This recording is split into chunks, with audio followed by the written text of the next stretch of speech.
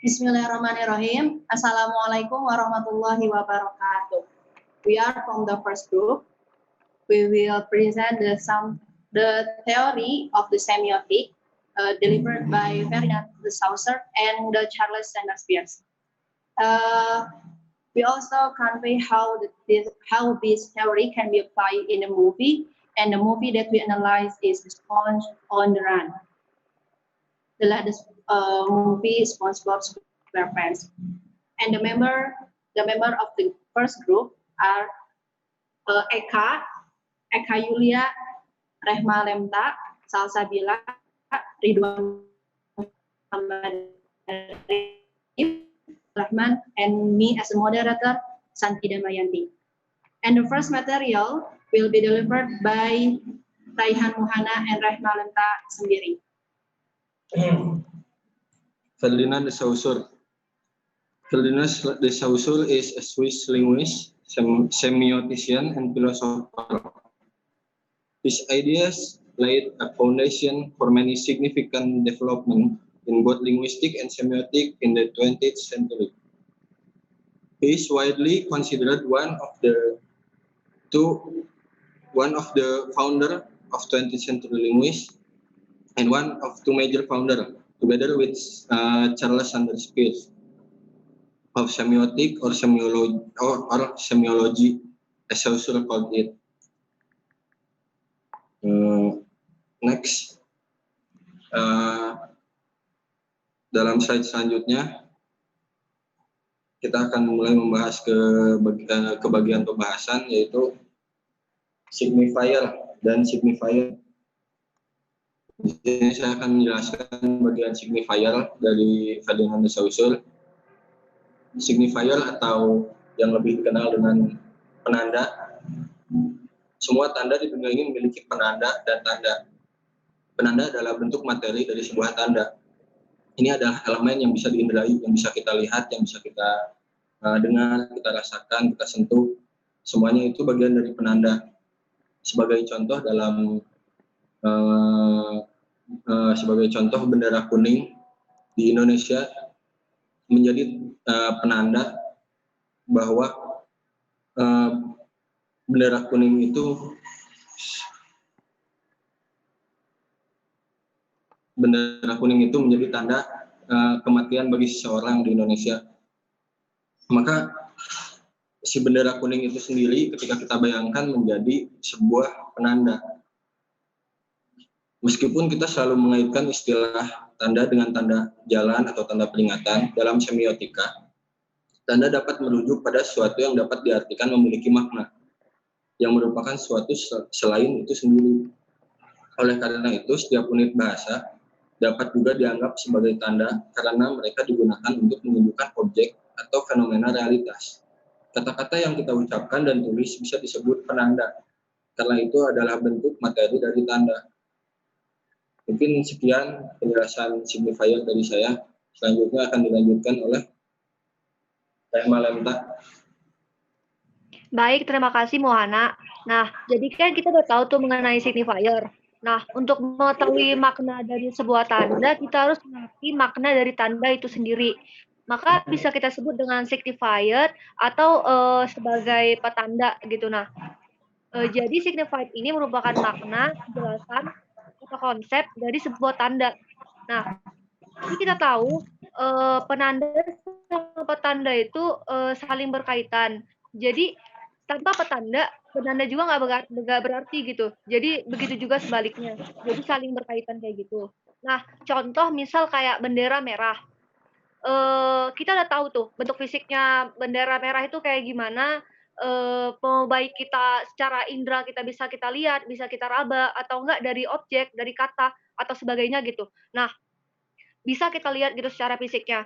Nah, jadi petandanya apa? Jadi petandanya itu bisa jadi ada orang meninggal, ada acara atau sebagainya. Nah, itu petandanya. Jadi intinya tergantung dari kesepakatan yang memakai tanda tersebut gitu. Jadi informasinya banyak.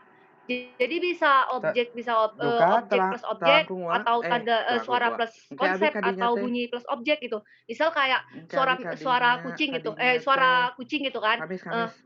Misal Kak, ini dia presentasi, berbunyi Wak. kayak meong gitu. Berarti secara Uji konsep presentasi, kita Wak. nampaknya Uji apa? pres. Kita dengernya tuh Mohon panggil secara Ariankeun. pemikiran tuh berarti itu udah jelas gitu kucing kayak gitu. Jadi intinya signifier sama signified itu saling berkaitan. Henteu we. Mungkin itu aja sih Cakat karena ini kedua udah we termasuk atulah keun we. Tadi nama apa? dicakat Udah termasuk ini gitu. udah Kedokteran kita nabi. kenal gitu, udah jelas gitu. Terima kasih. Terima kasih Rehma dan Raihan penjelasan Ini mengenai ilmiah gitu. Di mana signifier we, dan Dei? signified dari Ferdinand de Saussure. Selanjutnya adalah pengertian dan penjelasan materi semiotik Tepuk yang akan komangan geus disampaikan dicanakan oleh we. Salsabila Balkis dan Ririn Ayo, Pak, teh nunjuk Saharika. presentasi wangke deui Waktu dan novel, Wak. tempat dipersilahkan. Punten. Next slide.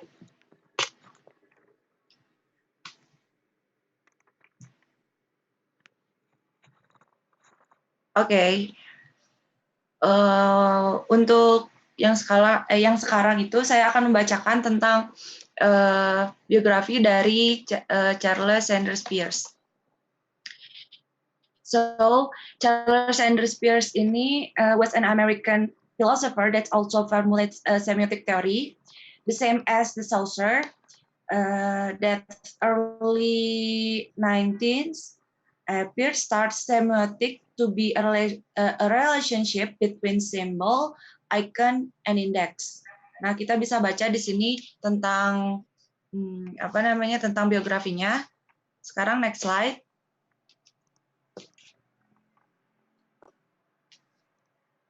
Nah, di sini ada teori Peirce, itu kita bisa sebut triadik atau trikotomi ya, soalnya ada 3 kayak segitiga kayak gitu.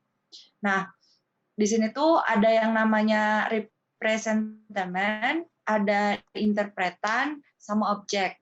Di representamen itu ada yang dinamakan qualisign, sinsign, and legisign. Kalau di interpretan ada yang namanya rime, decisign sama argument. Kalau misalnya di objek itu ada icon, index, sama simbol. Nah, yang akan saya jelaskan di sini itu yang representamen atau ground.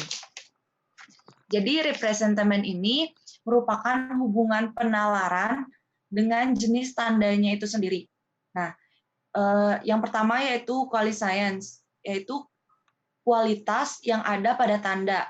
Nah, contohnya nih ya, kalau misalnya ada contohnya itu kata-kata kasar, lemah, keras, lembut, merdu, dan lain-lain. Misalnya seperti suara keras. Nah, suara keras ini bisa jadi gitu ya, menandakan orang itu sedang marah atau orang itu sedang menunjukkan sesuatu yang jauh gitu. Makanya dia mengeluarkan suara keras. Kalau misalnya sinsigns itu merupakan eksistensi aktual benda atau peristiwa yang ada pada tanda itu sendiri. Contohnya misalnya kata keruh dari air sungai yang keruh itu bisa jadi tanda bahwa adanya hujan di hulu sungai.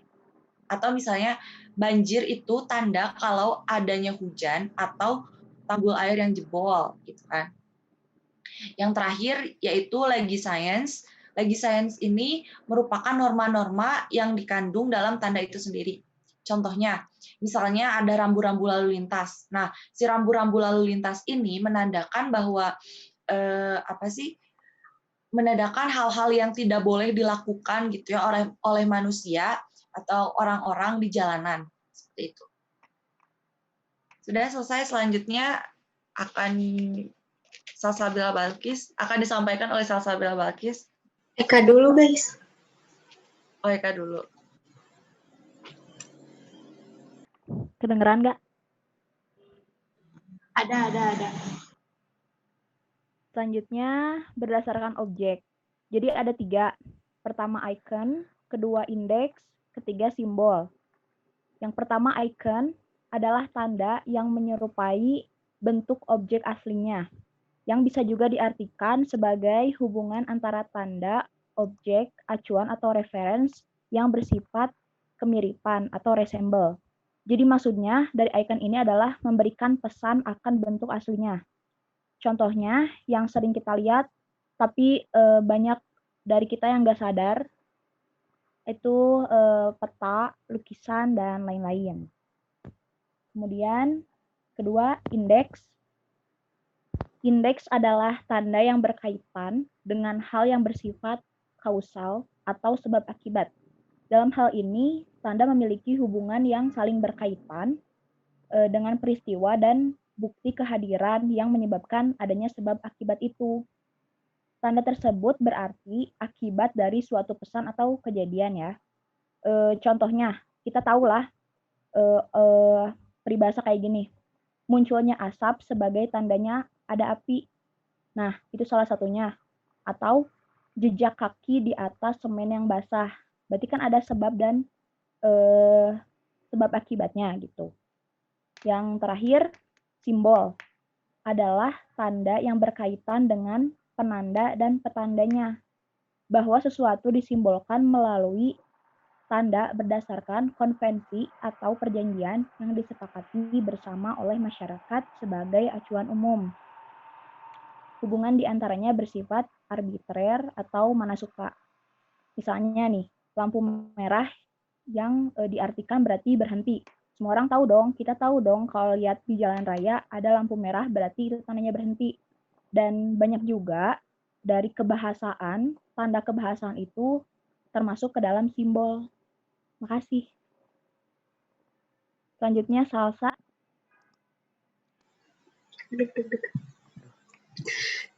Selanjutnya, demi Allah aku mau ketawa.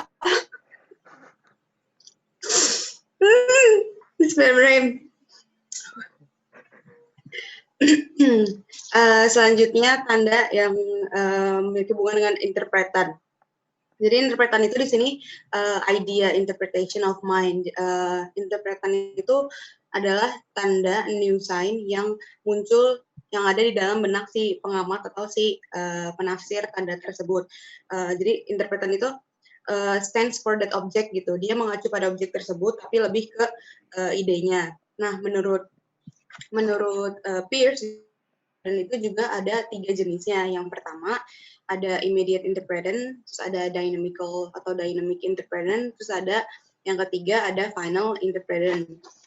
Jadi si 3 ini tuh contohnya misalnya kayak kalimat it is a stormy days.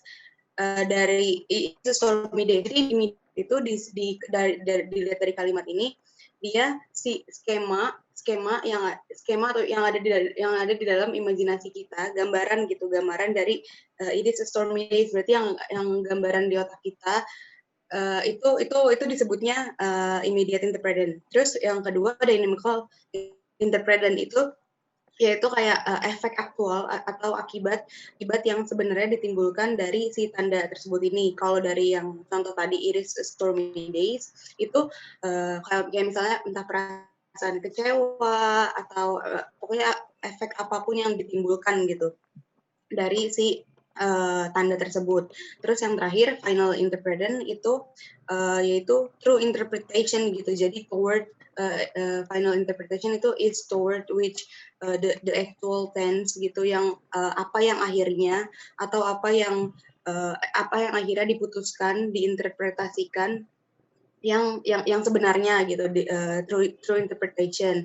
Terus menurut Peirce juga klasifikasi tanda menurut Peirce berdasarkan interpretannya dibagi menjadi 3, yaitu rime, design, sama argumen. Rime itu yaitu tanda yang bisa ditafsirkan dalam pemaknaan yang berbeda-beda. Contohnya kayak misalnya orang yang matanya lagi merah gitu kan, bisa aja mungkin lagi sakit mata, lagi iritasi, atau mungkin dia baru bangun tidur atau kurang tidur, kayak gitu. Pemaknaan yang berbeda-beda itu disebutnya rime. Terus yang kedua ada design. Design itu yaitu tanda yang sesuai dengan fakta dan kenyataannya. Contohnya kayak misalnya ada sebuah lukisan, terus di pojok bawahnya biasanya ada tulisan kayak mungkin nama pelukisnya atau tanggal, tahun, atau tempat gitu di mana lukisan itu dibuat. Nah, itu masuknya ke design, kan sesuai dengan fakta dan kenyataannya. Terus yang ketiga ada argumen. Argumen itu adalah tanda yang langsung memberikan alasan tentang sesuatu gitu. Dia merupakan pendapat hasil berpikir seseorang atas suatu dan alasan tertentu. Misalnya contohnya kayak seseorang mengatakan kalau dia di suatu tempat terus yang kayak tempatnya tuh terang banget gitu, berarti kan dia udah punya pertimbangan tempat yang lebih redup atau misalnya lebih redup dari tempat itu kayak apa kayak gitu. Nah, itu salah satu contoh dari argumen. Sekian, terima kasih. Terima kasih kepada Salsabila, Ririn, dan Eka yang sudah menyampaikan tentang bagaimana teori dari Peirce. Selanjutnya adalah yang ditunggu-tunggu bagaimana pengaplikasian materi dari Saussure ataupun Peirce ke dalam film akan disampaikan oleh Rahmat dan Ridwan. Silakan. Assalamualaikum warahmatullahi wabarakatuh. Selanjutnya materi akan dilanjutkan oleh saya dan Mehmet. Di sini kita akan menerapkan pengaplikasian daripada teori Charles Anders Peirce dan Ferdinand de Saussure dari film The SpongeBob Movie, Sponge on the Run. Menurut kedua para ahli ini, yang pertama akan disampaikan oleh Rahmat Abdul Rahman. Jadi sekarang kita berada di sesi terakhir, yaitu pengaplikasian dari dua teori ahli, yaitu Ferdinand de Saussure dan teori Peirce. Jadi yang pertama akan dijelaskan di scene ini akan dijelaskan oleh Rahmat. Di sini Rahmat akan mengambil alih. Silakan. Ya, tolong di-play dulu videonya. Diperlihatkan dulu. Good morning. The machines will rise to...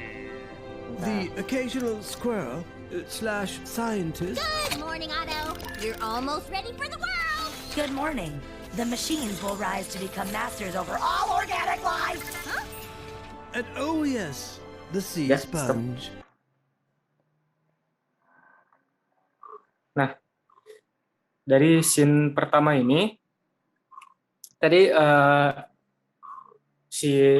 scene Sandy yang sedang membuat sebuah robot. Robotnya baru selesai dirakit ya, nama robotnya Otto.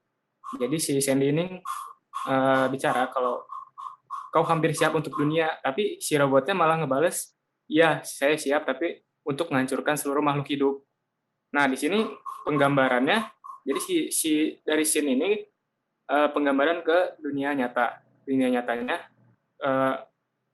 untuk sekarang banyak teknologi yang mulai dibuat sama umat manusia, tapi kebanyakan dari teknologi itu malah jadi senjata yang berbalik untuk menyerang umat manusia, dengan artinya umat manusia kan menciptakan teknologi untuk kemaslahatan hidup kan, untuk kesejahteraan hidup, supaya hidup manusia bisa lebih baik. Tapi malah karena teknologinya istilahnya yang belum sempurna atau malfungsi, jadi malah berbalik menyerang manusia. Jadi banyak realitanya di zaman sekarang. Jadi karena manusia itu kan penuh dengan rasa ingin tahu, penuh dengan hasrat untuk menciptakan sesuatu, hasrat akan penemuan, jadi malah kelewatan, dan akhirnya malah menciptakan teknologi yang digambarkan oleh Sandy ini. Si robotnya ini malah katanya mau menghancurkan seluruh umat manusia dan mengganti era manusia dengan era robot gitu.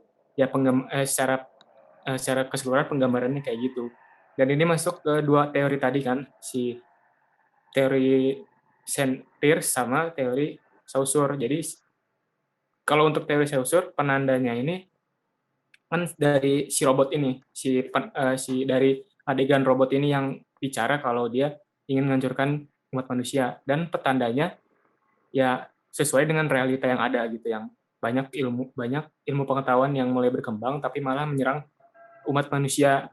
Nah, terus kalau dari teori Peirce, dari sign-nya ini atau simbolnya itu dari robot, jelas. Sign-nya ini dari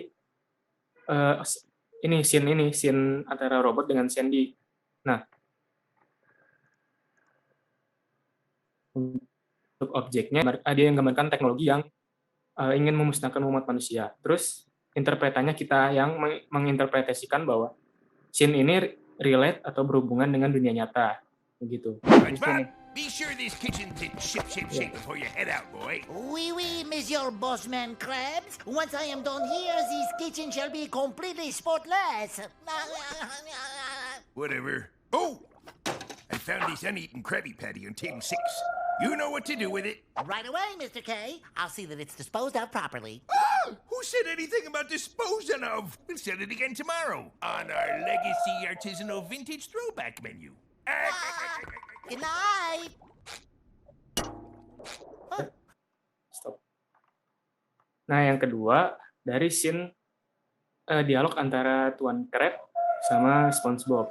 Jadi si Tuan Crab-nya ini dia bilang dia nemu Krabby Patty utuh di meja 6 dan ya dia, kata SpongeBob ya nanti bakal dibuang, tapi kata si Tuan Crab malah katanya jangan dibuang, besok bisa dijual lagi. Nah, penggambaran untuk realitanya atau dunia nyatanya dari sini ini lebih menggambarkan orang-orang yang harus rela melakukan apa saja untuk mendapatkan keuntungan. Biasanya sering juga diomongin Tuan Crab ini penggambaran orang-orang kapitalis. Jadi si Tuan Crab ini kan memang cinta uang, suka uang, tapi dia pelit tapi dan nggak mau ngabisin uangnya, dan penggambarannya itu cocok sama kapitalis. Nah, contohnya ini dari scene ini si Tuan Crab ini ngalalin segala cara lah biar dia dapat keuntungan gede.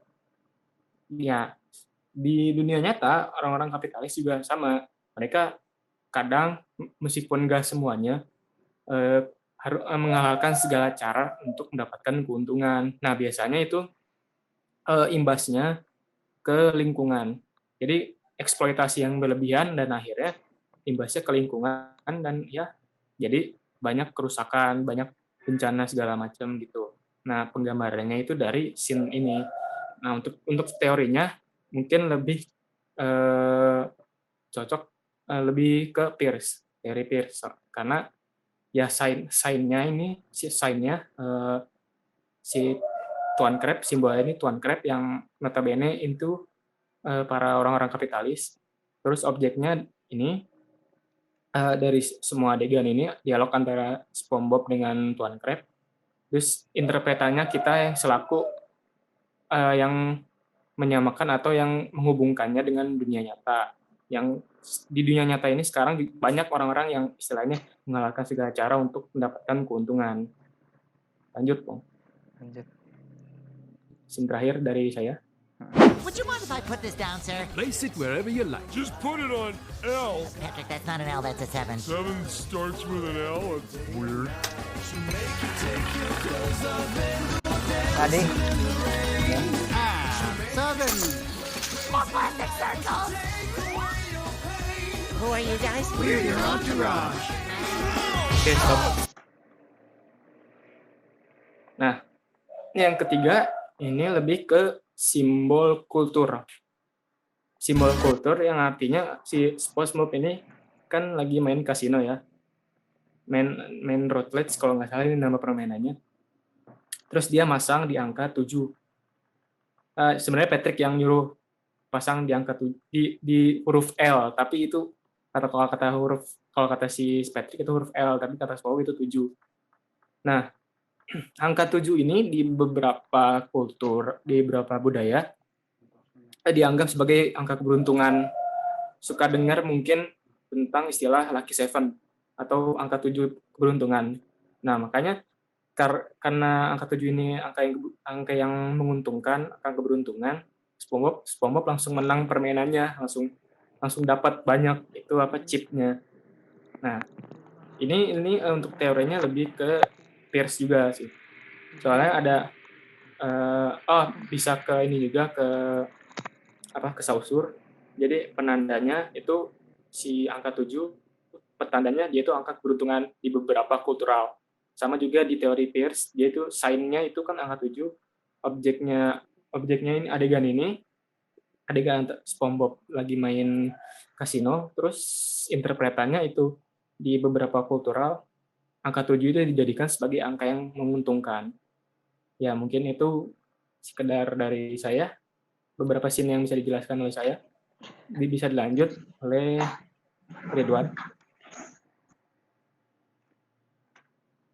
Oke, selanjutnya saya akan melanjutkan scene-scene berikutnya. Ada 3 scene yang bakal saya jelaskan. Saya cari dulu scene-nya.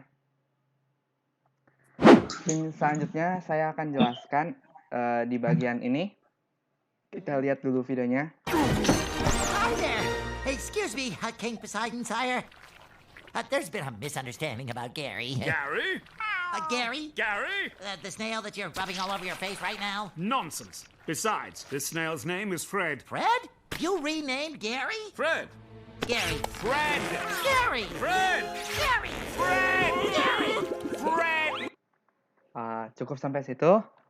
Di sini kita bisa lihat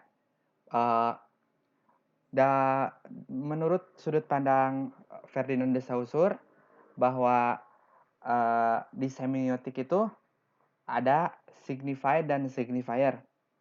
Nah, petanda dan penanda. Penandanya itu adalah siput ini.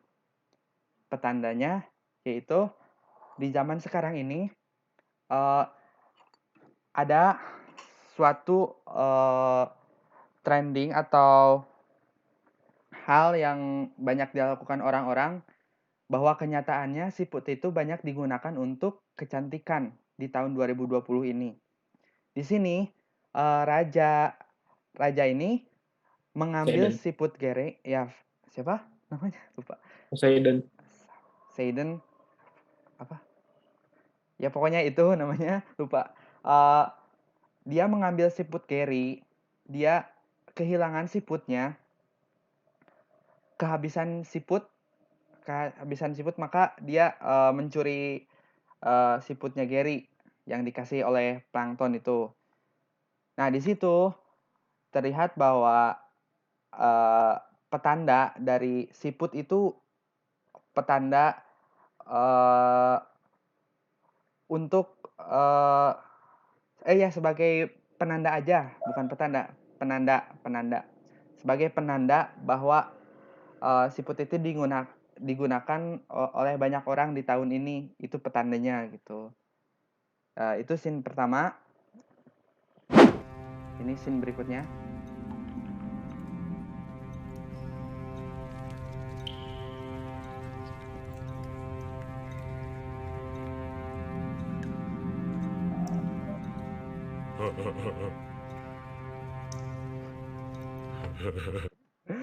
Nah, kita bisa lihat sendiri dan dengarkan ketika video itu diputar, seharusnya film itu backsound itu berada di luar scene atau di luar actingnya tokoh itu sendiri gitu. Tapi di sini menurut tokoh Ferdinand de Saussure yang petanda atau penandanya itu ada di ketika Patrick menekan piano itu penandanya gitu. Penandanya bahwa Patrick sedang menekan note itu. Nah, petandanya bahwa note ditekan itu adalah suasana yang terkesan murung, seperti yang kalian bisa lihat. SpongeBob itu lebih terlihat murung ketika ditekan notes itu gitu. Jadi relate dengan apa yang ditekan Patrick gitu. Itu kalau menurut teori Peirce sendiri, kita sebagai interpretan di dalam kehidupan nyata, kalau backsound itu ya lebih cocok ke ekspresi murung gitu. Ada tambahan, Mehmet mungkin? Ya, itu lebih kepada simbol dalam film ya. Bisa masuk ke unsur film sih kalau dalam sastra tuh. Unsur film itu kan ada banyak dialog, sinematografi, terus ada backsound juga yang istilahnya juga paling penting. Nah, adanya backsound ini biasanya kan biar ngebawa suasana penontonnya biar bisa masuk ke filmnya gitu kan, biar atmosfernya itu kerasa gitu. Nah, Salah satunya backsound sedih gitu. Backsound sedih kan biasanya yang tadi kan yang ditunjukin sama Ridwan, backsound ya, jadi musik-musik sedih itu ditunjukin kalau lagi ada suasana sedih. Tapi di sini kalau di SpongeBob ya karena balik lagi filmnya ini komedi, filmnya animasi komedi kan, jadi meskipun sedih tapi tetap dibawa ada komedinya gitu. Iya. Ya mungkin ya itu mungkin lebih ke simbol dari unsur filmnya gitu lah. Kalau ke dunia nyata ya bisa jadi karena di dunia nyata juga kadang ketika ada orang istilahnya kalau ada orang yang sedang berduka pasti di berduka misalnya ya ada orang yang sedang berduka pasti di setelnya lagu yang sedih kayak mengheningkan cipta dan segala macam kayak gitu ya. Iya, kayak gitu. Terima kasih Mehmet sudah nambahin.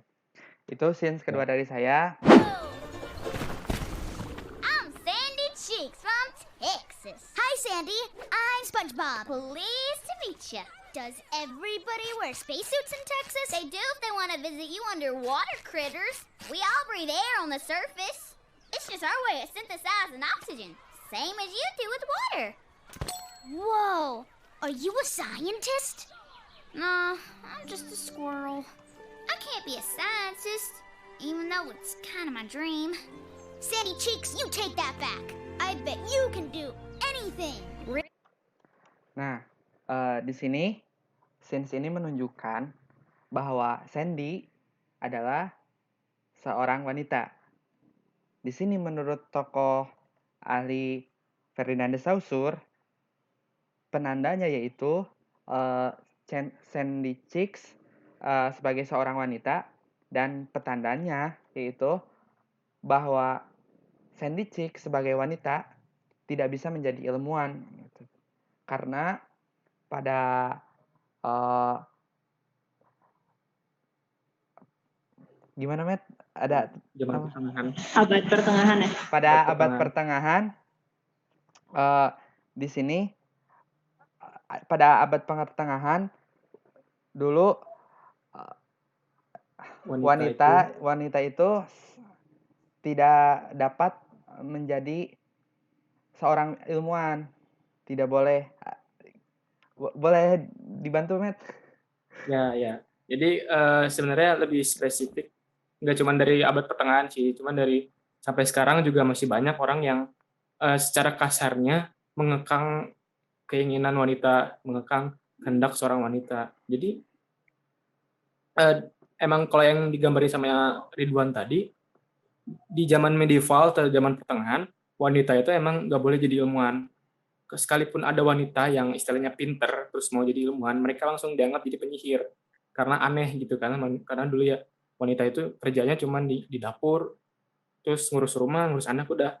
Kalau semakin kesini banyak yang namanya ada gerakan feminis segala macam, ya akhirnya wanita bisa jadi setara sama laki-laki lah gitu. Cuman ya masih banyak juga di era-era zaman sekarang orang-orang yang istilahnya masih mengekang kehendak wanita gitu. Nah, dari scene ini emang ditunjukin ke situ gitu, ke ada teori feminisnya sedikit di dalamnya gitu. Gitulah. Nah, terima kasih. Itu yang tadi saya jelaskan itu menurut tokoh ahli Ferdinand bahwa sekali lagi penandanya yaitu Sandy Cheeks dan petandanya yaitu seorang wanita tidak bisa menjadi ilmuwan karena pada zaman dahulu seperti yang dijelaskan oleh Rahmat, wanita tidak boleh menjadi ilmuwan atau terkesan dikekang gitu. Dan menurut kita sebagai interpretan yang diungkapkan juga oleh tokoh ahli Pierce bahwa seperti yang diungkapkan Mehmet bahwa kenyataannya seperti itu dan itu merujuk ke feminisme gitu. Tapi sekarang ada apa namanya kalau wanita sekarang bisa ada setingkat dengan pria itu apa namanya? kesetaraan gender equality. Kesetaraan, ya gitu. Jadi mungkin bisa-bisa saja wanita itu bisa menjadi ilmuwan gitu. Tapi di sini seperti kenyataannya, setelah Sandy beranjak dewasa, dia bisa menjadi ilmuwan, menciptakan segala sesuatu. Mungkin seperti itu. Dua scenes terakhir yang saya bisa jelaskan. Kembali kepada moderator Santi. Terima kasih.